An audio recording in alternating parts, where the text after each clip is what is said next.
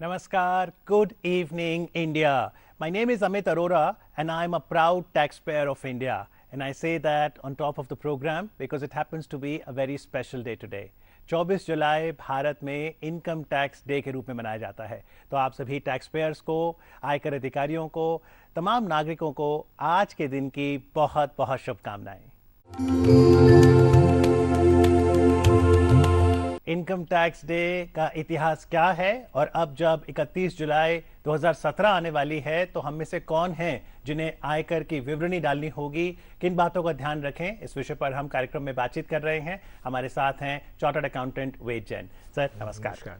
आप institute of chartered accountants of India के पास president रहे हैं। इनकम टैक्स डे की आपको शुभकामनाएं। और ये बताइए, इतिहास के पन्ने पलटकर जब हम 1860 में जाते हैं तो क्या तब पहली बार भारत में कर लगा था?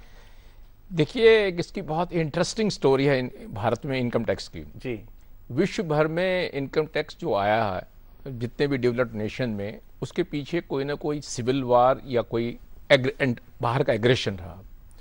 भारतवर्ष भी उसमें अछूता नहीं रहा। 1857 में आपको हम सब लोगों को ध्यान है कि पहली स्वतंत्रता संग्राम की लड़ाई लड़ी गई। जी, उस समय तक भारतवर्ष में ईस्ट इंडिया कंपनी का रूल होता था।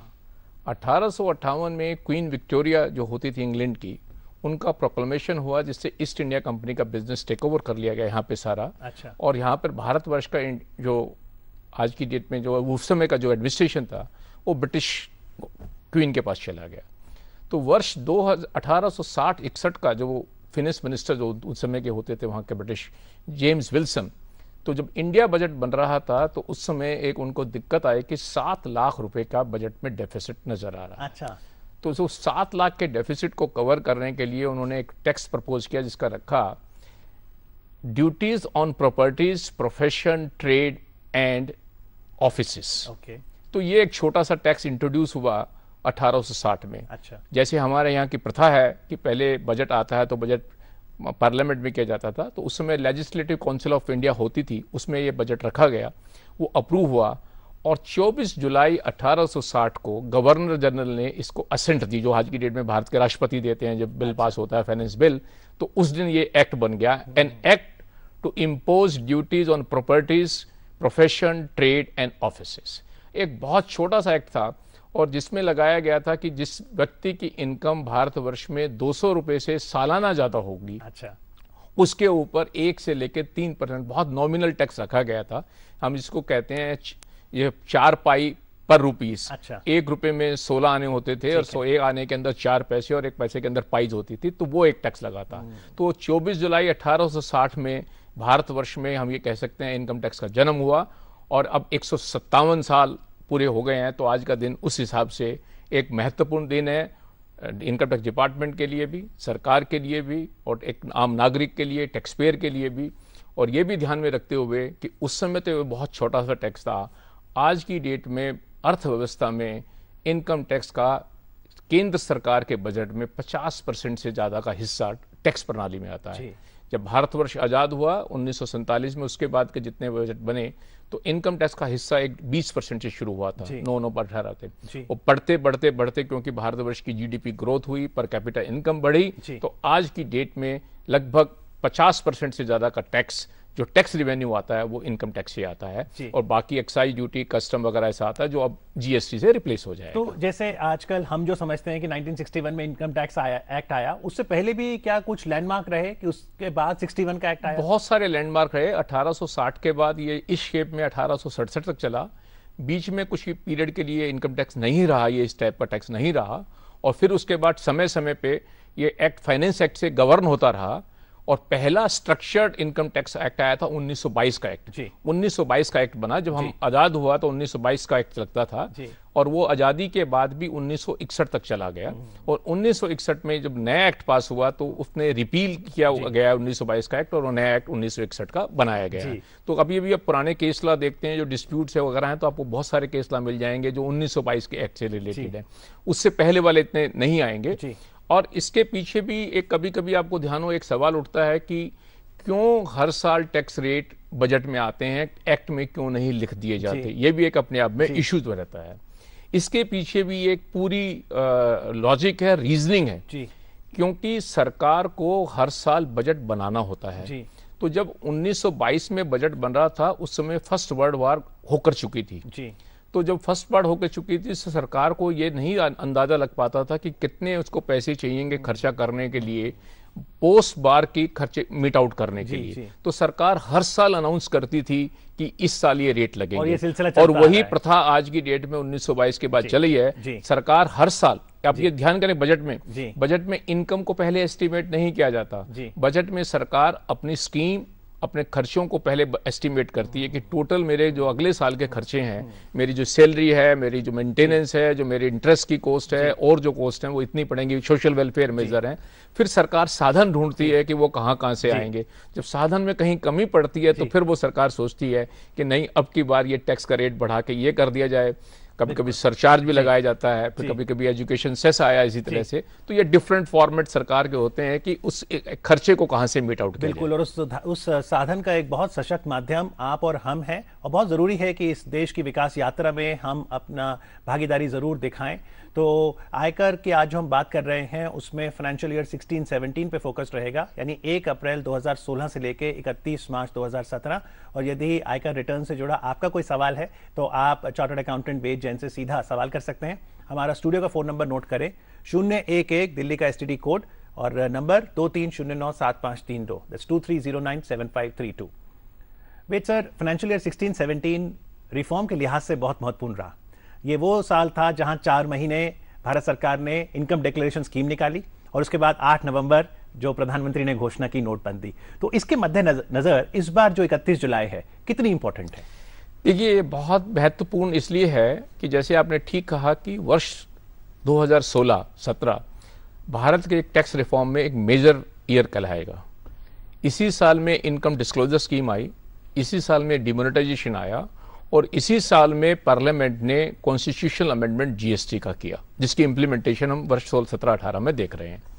जो इनकम डिस्क्लोजर हुई उसके रिप्रकशन भी इस बजट में है, इस 16-17 में है, और डिमोनेटाइजेशन के बाद जितना जो बैंक में पैसा जमा हुआ, जो टैक्स पेयर आया, उसके इंप्लीकेशन भी हैं।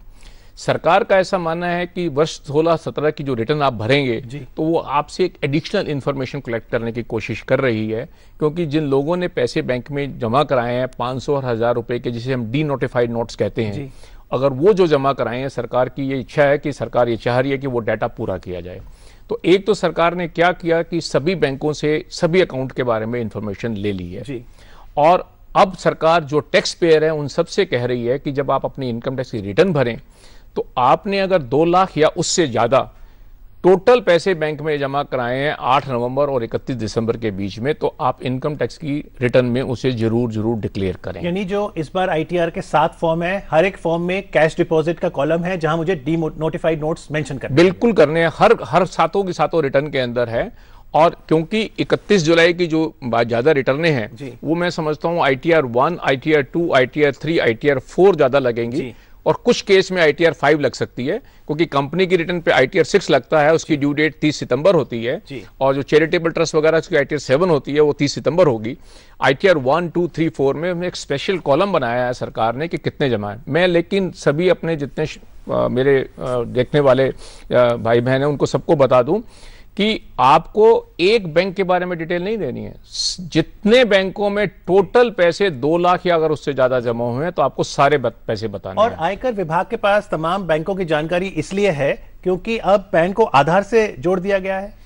बैंक को आधार से जोड़ दिया गया है और बैंकों की सारी ब्रांचें कंप्यूटराइज्ड हैं। अच्छा, तो आज की डेट में पैन नंबर भी हैं, तो जिनके पास पैन नंबर है उसका डाटा तो इनकम टैक्स ने डायरेक्ट ले लिया कि ये पैन नंबर है, वो इनकम टैक्स रिटर्न से मैच कर लेगा।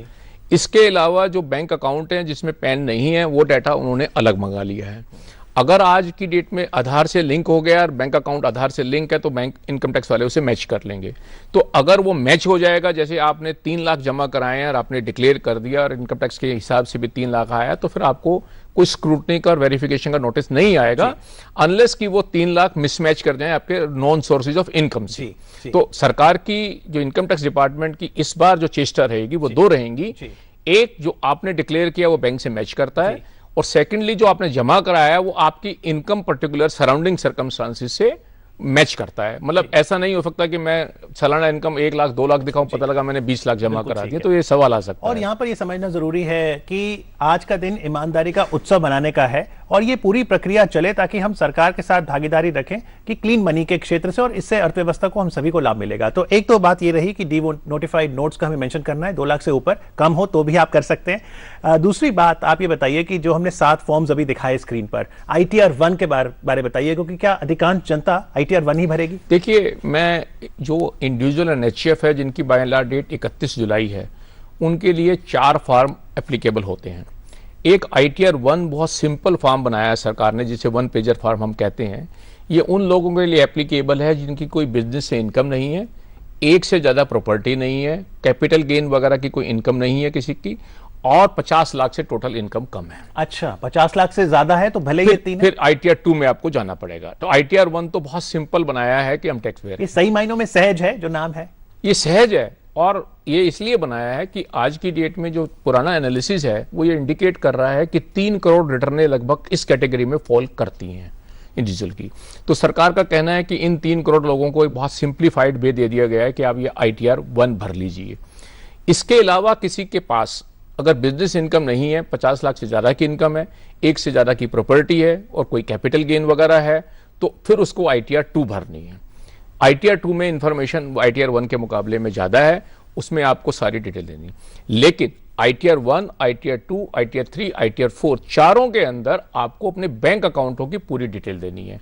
जितने भी अकाउंट आपके बैंक इंडिया में है और जो डोरमेंट नहीं है 3 साल से, उन सब अकाउंटों की इंफॉर्मेशन आपको देनी है, चाहे वो करंट अकाउंट है, चाहे वो फिक्स्ड डिपॉजिट अकाउंट है, चाहे वो सेविंग अकाउंट है, आपको सारी इंफॉर्मेशन आपको बैंकों में देनी है। और पहले सवाल में जो मैंने डी नोटिफाइड नोट जमा किए हैं 9 नवंबर से लेकर 31 दिसंबर, वो भी कोई भी अकाउंट हो, वो सभी फॉर्म पे लगता है। ITR 1, 2 पे लग रहा। तो ITR 2 हो गया 50 लाख से ज्यादा की इनकम और जिसकी बिजनेस की इनकम नहीं आती है। ठीक है जी। ITR 3 हो गया जो बिजनेस की इनकम आती है, जिसमें मैं सोल प्रोप्राइटर हूं, कोई मैंने फैक्ट्री छोटी सी लगाई है, कोई वर्किंग लगाई है, वो ITR 3 में भरा जाएगा। पार्टनरशिप फर्म अगर है तो पार्टनरशिप फर्म को ITR 5 लगेगा, क्योंकि वो इंडिविजुअल का स्टेटस नहीं होता। अगर आपके पास LLP है, पार्टनरशिप है, AOP है, तो वो आपको ITR 5 भरना पड़ेगा। ITR 3 एप्लीकेबल होता है इंडिविजुअल और HF के लिए जो बिजनेस करते हैं जी। ITR 4 है एक बिजनेस जो करते हैं लेकिन जिनकी प्रिजम्पटिव सिस्टम ऑफ टैक्सेशन लगता है, जैसे कोई ट्रांसपोर्टर्स हैं, छोटे बिजनेस वाले हैं जिनके टर्नओवर 2 करोड़ से कम है और वो 8% या 6% की इनकम दिखाना चाहते हैं बिना किताबों के, तो उनके लिए ITR 4 बनाया है। क्योंकि आपने 2 रेट यहां बताए, 8%, 6%, ये जानना जरूरी है कि रेट्रोस्पेक्टिव अमेंडमेंट आया था 1 अप्रैल 2016 से। मैं प्रिजम्पटिव में 6% का जो बेनिफिट लेता हूं सर, और हम कहते हैं वो डिजिटल पे मिलेगा, अगर मैं चेक से ट्रांजैक्ट कर रहा हूं वो डिजिटल के अंतर्गत है। वो डिजिटल में देखिए सरकार का कहना क्या है कि कैश इकोनॉमी को कम करने की बात थी। जिस समय डिमोनेटाइजेशन हुआ उस समय ये पार्लियामेंट में अमेंडमेंट पर सरकार ने इंट्रोड्यूस की थी, जब वो एक प्रधानमंत्री गरीब कल्याण योजना इंट्रोड्यूस की थी, उसके साथ ये अमेंडमेंट की थी सरकार ने कि अगर आपकी छोटे व्यापारी हैं, 2 करोड़ से कम की टर्नओवर है और आपकी जो सेल की जो रियलाइजेशन है अदर देन कैश आती है अकाउंट पीछे वगैरह, तो उसके ऊपर 6% की टैक्स लगेगा। और यहां मैं थोड़ा सा क्लैरिफाई कर दूं कि लोगों के मन में डाउट रहता है। मैंने 1/4/2016 से 31/3/17 के बीच में 1 करोड़ 60 लाख रुपए की टोटल टर्नओवर की जी। उसमें से मैं मानता हूं 40 लाख रुपए मेरे कैश में आ गए और 1 करोड़ 10 लाख रुपए मेरे आ गए चेक से या इलेक्ट्रॉनिक माध्यम से आ गई। 10 लाख रुपए की आउटस्टैंडिंग थी 31 मार्च को। अगर वो 10 लाख में से 6 लाख रुपए की मेरी 31 जुलाई से पहले रिटर्न भरने से पहले अगर मेरी उसमें से चेक से आए हैं तो वो 6 लाख भी % वाले कैटेगरी में चले जाएंगे। तो 1/10 + 10 1/16 पे मुझे 6% का टैक्स कैलकुलेट करना है और 40 + 4 जो बचता है उसके ऊपर मुझे 8% का टैक्स कैलकुलेट करना है। तो सरकार का कहना है कि रिटर्न की ड्यू डेट से पहले उसमें से जितनी टर्नओवर है आपको वो पेमेंट आ गई है, कैश की नहीं आई है, चेक से आई है, डिजिटल पेमेंट आई है या इलेक्ट्रॉनिक पेमेंट आई है, तो उसके ऊपर आपको 6% यानी हम यहाँ टैक्स प्लानिंग कर सकते हैं कि अभी हफ्ता शेष है, आउटस्टैंडिंग अमाउंट अगर रह रहा है तो उसे हम चेक से ले लें 31 से पहले। नहीं, बिजनेस में व्यवहारिक होता है और मुझे लगता है कि मार्च की पेमेंट तो लगभग जुलाई तक आई जाती है बाय एंड लार्ज, जो अनलेस की जो रिस्क में पेमेंट होती है। जी, इस समय दिल्ली से गुंजन है फोन लाइन पर। हेलो सर, मेरा सालाना इनकम 4,40,000 है जी, और मैं ये दिल्ली में रह रहा हूँ, तो मुझे रेंट जो है 10,500 रुपया मंथली पे करना पड़ रहा है। और मेरा जो एजुकेशन लोन है जी। वो 8,999 रुपया पर मंथ देना पड़ता है। जी। तो सर मेरा मतलब कितना इनकम टैक्स रिटर्न जो है मुझे कितना मिलेगा? एक्चुअली कंपनी जो है टीडीएस मेरा काट लेती है, वो मुझे ठीक से पता नहीं है। जी। 800 या गुंजन जी, ये 4,40,000 की जो सालाना आय है, आप क्या करते हैं? ये सैलरी इनकम है? जी। अच्छा जी। देखिए गुरजीत जी, मेरा ऐसा मानना है कि अगर आपकी सैलरी इनकम है तो आपको अपनी सैलरी इनकम का कंपोनेंट को बाइफर्केशन पूछना पड़ेगा अपने एम्प्लॉयर से कि आपको उसमें बेसिक पे कितनी मिल रही है और आपको हाउस रेंट अलाउंस कितना मिल रहा है। जैसे आपने कहा कि आप 10,500 रुपये पर मंथ आज की डेट में रेंट दे रहे हैं, तो 10% बेसिक पे से ज़्यादा ओवर एंड अबव जो आपने दिया है उसकी एग्जम्पशन आपके अकाउंट में आ सकती है, लेकिन आपका एम्प्लॉयर को उसके अकाउंट में आपकी जो बेसिक पे है उसके अंदर साथ साथ वो एचआरए देगा। तो अदरवाइज ये सेक्शन 1013A है जिसके अंदर इसकी एग्जम्पशन आती है, तो वो आपको पे का स्ट्रक्चर वर्कआउट करना पड़ेगा। अगर ऐसा नहीं होता है तो फिर आपको एक दूसरा प्रोविजन है 80GG का, जिसके अंदर इसकी हाउस रेंट की आपको 10% तक की छूट मिल जाती है, एक अलग कैलकुलेशन होती है। तो ये आपको एक अपना सैलरी का जो आएगा, और इसकी एग्जम्पशन लेने के लिए आप अपने एम्प्लॉयर को रेंट की रसीद दे दें जिसमें लैंडलॉर्ड का नेम, एड्रेस और पैन होगा, तो आपका एम्प्लॉयर उसकी डिडक्शन आपको दे देगा। जी, ये बहुत महत्वपूर्ण पॉइंट है हम सभी के लिए। यदि तो हम नौकरी पेशा हैं तो आपको इनकम टैक्स एक्ट के सेक्शन 1013A में HRA यानी हाउस रेंट अलाउंस मिल सकता है, लेकिन जो लोग नौकरी पेशा नहीं हैं उनके लिए 80GG के तहत हाउस का बेनिफिट है। थोड़ा बताइए कितना, क्या कहता है 80GG? नहीं, 80G में क्या, डबल जी में क्या है कि जिनकी इनकम जो एम्प्लॉयर से सैलरी से नहीं आती, तो उनको देखते हुए सरकार ने 10% के नाम की एक छूट रखी हुई है कि अगर आप रेंट पे करते हैं तो आप उसके नाम की छूट क्लेम कर सकते हैं। जी, तो बहुत जरूरी हम ये क्लेम करें। तो अब जब 31 जुलाई आ रही है, और हम किन बातों का ध्यान रखें जो फाइनेंशियल ईयर 15-16 में नहीं था, लेकिन 16-17 में, चाहे जैसे डी नोटिफाइड नोट्स की बात है, डिजिटल पेमेंट पे कम 6% का दर है, और कोई खास बात जो नहीं है इस बार? देखिए, सबसे ज्यादा जरूरत क्या है आज की डेट में कि आपकी रिटर्न करेक्ट जाए। एक उसमें करेक्शन में दो पर्टिकुलर बहुत जरूर इंपॉर्टेंट है। पहले तो आप इनकम को आप बिल्कुल ठीक तरह से कंप्यूट करें, और दूसरा ये है कि सरकार ने जो आपसे डिटेल मांगी है, जो फॉर्मेट है, वो पूरा भरें। तो जब मैं पहले अगर इनकम कंप्यूटेशन की बात करता हूं, तो जो बहुत सारे व्यक्ति क्या होते हैं कि वो सिर्फ अपना सैलरी का सर्टिफिकेट उठाया और उसको भर देते हैं। जी। अब उनके बैंक में सेविंग बैंक का इंटरेस्ट भी आता है, कुछ छोटी मोटी इन्वेस्टमेंट भी की होगी, कोई फिक्स डिपॉजिट भी हो सकती है, किसी का छोटा मोटा रेंट का भी आता है, तो उसकी लोग परवाह नहीं करते हैं, तो वो कहीं गलती होती है। तो हम इस हमेशा कहते हैं कि आप अपना बैंक अकाउंट उठाइए, 1/4/16 से 31/3/17 के बीच में जो डेबिट एंड क्रेडिट हुए हैं उन सबको एग्जामिन करिए। उसमें हर 6 महीने बाद बैंक इंटरेस्ट लगाता है सेविंग का, उस सेविंग के ऊपर 10,000 रुपये तक की छूट मिलती है। उससे ज़्यादा है तो आपको उसमें टैक्स में शामिल करना है, कम है तो वो डिक्लेयर करके माइनस करना है उसे। इसी तरह कोई फिक्स डिपॉजिट होती है, कुछ लोग बच्चों के नाम से और वाइफ या स्पाउस के नाम से भी इन्वेस्टमेंट कर देते हैं, उसके लिए भी लाभ बहुत क्लियर है कि माइनर बच्चों की इनकम पेरेंट्स की इनकम में जिसकी ज़्यादा उसमें इंक्लूड होगी, तो वो भी ध्यान करिए कि ऐसा नहीं है कि आपने बच्चे के नाम में सेविंग अकाउंट खोल दिया फिर भूल गए, उसको नहीं दिखाया। इसी तरह से बहुत से लोग अपना पैसा वाइफ के नाम में, स्पाउस के नाम में ट्रांसफर कर देते हैं, उसकी फिक्स डिपॉजिट मानते हैं, तो वो कहते हैं नहीं ये मेरी इनकम नहीं है। तो लाभ बहुत क्लियर है कि ये आप ही की इनकम मानी जाएगी, आपको इसके ऊपर टैक्स देना है। तीसरा इंपॉर्टेंट है कि आज की डेट में जितने टैक्स एट सोर्स कटते हैं उसकी एक 26AS फॉर्म में इंफॉर्मेशन आती है जी। और वो इंफॉर्मेशन आपको ऑनलाइन अवेलेबल है, आपको लॉगिन करना है, पासवर्ड डालना है तो आपको मिल जाएगी।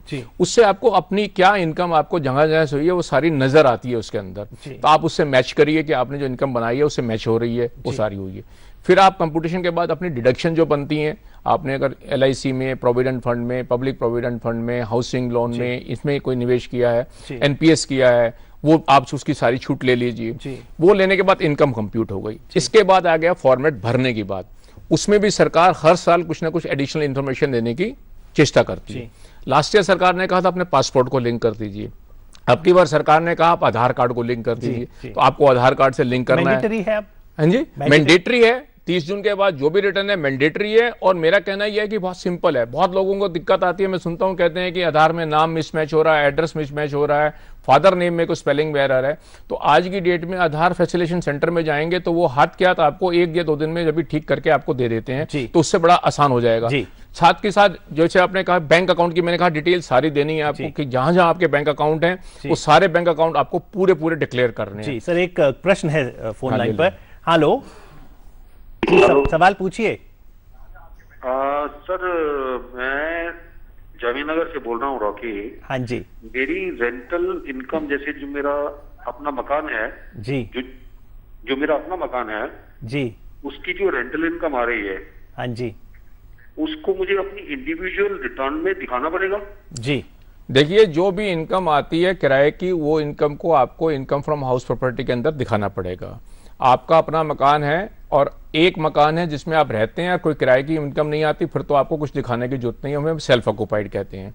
लेकिन जिस मकान में रह रहे हैं उसके साथ कुछ पोर्शन आपने किराए पे दिया हुआ है या इससे ज़्यादा दूसरा मकान है उसको किराए पे दिया है, तो वो उसकी इनकम आपको दिखानी पड़ेगी। जो आपकी उसकी एक्चुअल रेंट आ रहा है, उस रेंट को जितने महीने का आया वो ले लीजिए। 30% का आपको उसके अंदर लगभग एक स्टैंडर्ड डिडक्शन मिलती है, वो ले लीजिए। आपने वो मकान के लिए कोई इंटरेस्ट वगैरह पे किया है, अगर आपने जब लिया था तो उसकी छूट मिल सकती है। तो 2 तरह की छूट मेनली मिलती है इनकम फ्रॉम हाउस प्रॉपर्टी में, लेकिन इस इनकम को इंक्लूड करना जरूरी है। जी सर, 30 सेकंड रह गए हैं संक्षिप्त में। अगर मैं 31 जुलाई मिस कर देता हूं जाने अनजाने और 1 अगस्त को भरता हूं, क्या पेनल्टी लगेगी, क्या होगा? देखिए, अभी जो इस साल एक्ट अमेंड हो गया है, अगले साल से तो पेनल्टी आ गई है। अच्छा। 2018-19 से तो आ जाएगी। अच्छा। इस साल में नहीं है मैं कहूंगा, लेकिन अगर रिटर्न आप लेट भरेंगे तो आपको 234A का जो टैक्स पेबल है उसके ऊपर 1% पर मंथ के हिसाब से इंटरेस्ट लग जाएगा। पेनल्टी तब लगेगी जब 31 मार्च 18 मिस कर देंगे तो उसके ऊपर एक पेनल्टी आएगी। मेरा अनुरोध ये रहेगा सभी टैक्स पेयर से कि ये देखते हुए कि 31 जुलाई नजदीक आ रही है, आप जितनी जल्दी रिटर्न भर देंगे उतना अच्छा रहेगा। आप पर्टिकुलर इकट्ठी करिए, रिटर्न भरने में 2 घंटे से ज्यादा का समय नहीं लगेगा। सिर्फ सुस्ती होती है, लेजीनेस होती है कि हम भर देंगे। ऑनलाइन बड़े आराम से भरी जाती है, सबको ऑनलाइन ही भरना चाहिए, उससे जल्दी प्रोसेसिंग होती है, जल्दी आपका रिफंड आएगा। कोई कैलकुलेशन में एरर होगी तो जल्दी पॉइंट आउट किया जाएगा। एक और बात छोटा सा मैं कहता हूं कि रिफंड जब आता है तो उसके ऊपर इंटरेस्ट भी लग के आता है, तो उस इंटरेस्ट को भी चार्जेबल टू टैक्स होता है। तो वर्ष 2016-17 में अगर आपको कोई रिफंड मिला है और उसके अंदर इंटरेस्ट कंपोनेंट है तो वो भी आपको अपनी इनकम में इंक्लूड करना है, और इसकी इंफॉर्मेशन भी फॉर्म 26AS में वेबसाइट पे नजर आती है, तो वो भी आप ध्यान में रखिए।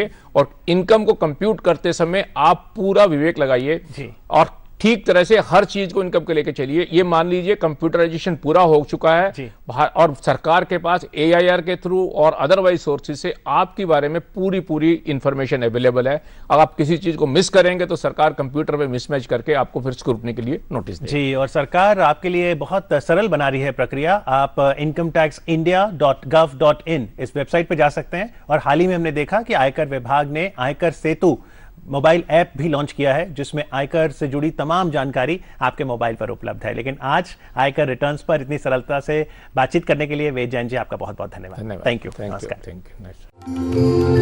यू।